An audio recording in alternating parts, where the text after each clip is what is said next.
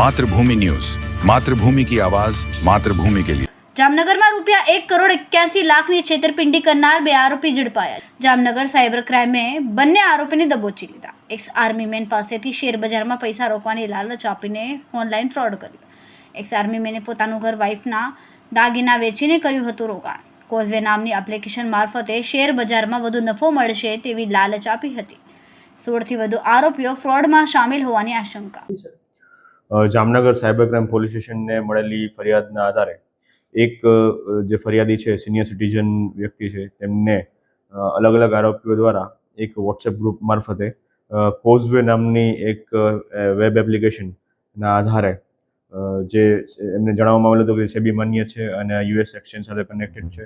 આ કોઝવે નામની એપ્લિકેશનને આધારે તેમાં શેર માર્કેટમાં ઇન્વેસ્ટમેન્ટ કરાવી અલગ અલગ સમયે 1 કરોડ અને 81 લાખનું કુલ રોકાણ કરાવી આ તમામ જે મિલકત છે એ વર્ચ્યુઅલ ઇન્ડેક્સમાં રોકેલ હોવાનું જણાવી તેમને રોકેલ મૂડી અથવા તો નફો કોઈ પણ પ્રકારનું વાપસ આપેલું નહીં હતું।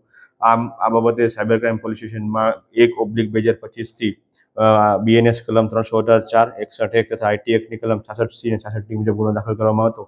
આ ગુનાના કામે 2 આરોપી કિશોર વાલાભાઈ જાગુદરિયા અને ઘનશ્યામ મધુભાઈ પરમાર બંનેને સાયબર ક્રાઇમ પોલીસ સ્ટેશન દ્વારા અટક કરવામાં આવેલ છે અને આ બંનેના રોલ તેમજ બાકીના આરોપીઓ વિશેની માહિતી હાલ તજવીજ ચાલુમાં છે। માતૃભૂમિ ન્યૂઝ સાથે હિરેન ગાંધી, જામનગર।